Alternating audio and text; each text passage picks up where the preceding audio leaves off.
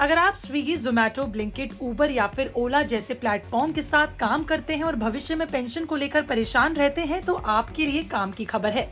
अब gig workers भी national pension system यानी कि एनपीएस के जरिए अपने रिटायरमेंट की तैयारी कर सकते हैं। खास बात यह है कि इस योजना में सिर्फ 99 रुपए से योगदान की शुरुआत की जा सकती है।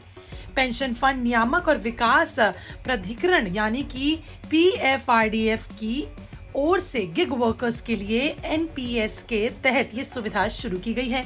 इसका मकसद ऐसे लोगों को भी सामाजिक सुरक्षा के दायरे में लाना है जिनकी आमदनी नियमित नौकरी की तरह तय नहीं होती। सबसे खास बात यह है कि गिग वर्कर्स सिर्फ 99 रुपए से इस योजना में योगदान शुरू कर सकते हैं। इसमें योगदान की कोई भी नियमित या फिर अधिकतम नियम जो भी सीमा है वो तय नहीं होती है, यानी कि काम करने वाला व्यक्ति अपनी आमदनी और सुविधा के हिसाब से इसमें पैसा जमा कर सकता है और समय के साथ अपने योगदान को बढ़ा भी सकता है। इस योजना की एक और खासियत है वो ये कि इसमें काम करने की उम्र को लेकर भी कोई तय सीमा नहीं रखी गई है, यानी कि गिग वर्कर्स जब तक काम करना चाहते हैं तब तक योजना में योगदान करना चाहते हैं कर सकते हैं। इसमें उन लोगों को लंबे समय तक रिटायरमेंट के लिए पैसा जमा करने का अच्छा मौका मिलेगा जिनकी आमदनी में नियमित नहीं होता है। अब सवाल है कि इस योजना का फायदा किन लोगों को मिलेगा। देखिए, इसमें डिजिटल प्लेटफॉर्म के जरिए काम करने वाले कई तरह के गिग वर्कर्स शामिल हो सकते हैं। इनमें जोमेटो, स्विगी जैसे खाद्य प्लेटफॉर्म के delivery partners, Blinkit, Zepto, Instamart जैसे सामान पहुंचाने वाले प्लेटफॉर्म के कर्मचारी शामिल हैं। इसके अलावा ओला, उबर और रैपिडो जैसे सवारी सेवा प्लेटफॉर्म से जुड़े चालक भी इस योजना का लाभ उठा सकते हैं। घरेलू और दूसरी सेवाएं देने वाले प्लेटफॉर्म से जुड़े कागज भी इस दायरे में आ सकते हैं। अब बात करते हैं इस योजना के तहत खाता कैसे खुलेगा। देखिए, गिग वर्कर्स को पेंशन योजना वाली श्रेणी के तहत एनपीएस खाता खोलना होगा। इसके लिए बुनियादी केवाईसी प्रक्रिया पूरी करनी होगी। इसमें नाम, पता, पैन, मोबाइल नंबर और बैंक खाते की जानकारी देनी होगी। इसके साथ आधार के जरिए पहचान का सत्यापन भी किया जाएगा। खाता खुलने के बाद वर्कर को स्थायी खाता संख्या यानी कि पीआरएन जारी किया जाएगा। इसके बाद निर्धारित समय के भीतर माता पिता की जानकारी और नामांकित व्यक्ति यानी कि नॉमिनी की जानकारी भी जुड़ी हो सकती है।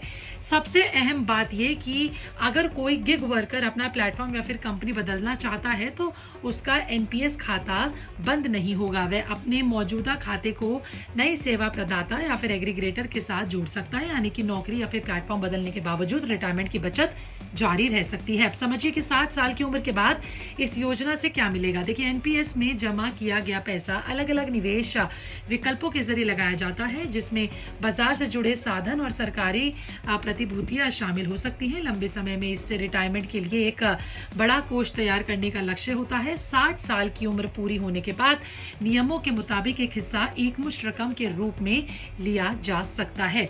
नामक बाकी रकम से ईयरली या फिर एन्युटी खरीदारी कर सकता है। इसी एन्युटी के जरिए नियमित पेंशन पाने का रास्ता बनता है। हालांकि ये समझना भी जरूरी है कि हर व्यक्ति को मिलने वाली पेंशन की रकम पहले से तय नहीं होती है। ये बात पर निर्भर करेगी कि आपने कितने समय तक कितना योगदान किया, निवेश से कितना रिटर्न मिला और रिटायरमेंट के समय नियुक्ति या फिर एन्युटी से जुड़ी क्या स्थिति है। यानी कुल मिलाकर गिग वर्कर्स के लिए एनपीएस की ये सुविधा रिटायरमेंट की योजना बनाने का एक लौता बहुत अच्छा ऑप्शन है। सिर्फ 99 रुपए से शुरू होने के कारण कम आमदनी वाले कागदार भी धीरे धीरे बचत शुरू कर सकते हैं। हालांकि किसी भी पेंशन या फिर निवेश योजना में पैसा लगाने से पहले उनके नियम, जोखिम और निकासी से जुड़ी शर्तों को अच्छी तरह समझना बेहद जरूरी है। आपका इस पर क्या कहना था कमेंट सेक्शन में जरूर बताएगा। मिलते हैं अगली वीडियो में, बने रहे बिस्तक के साथ।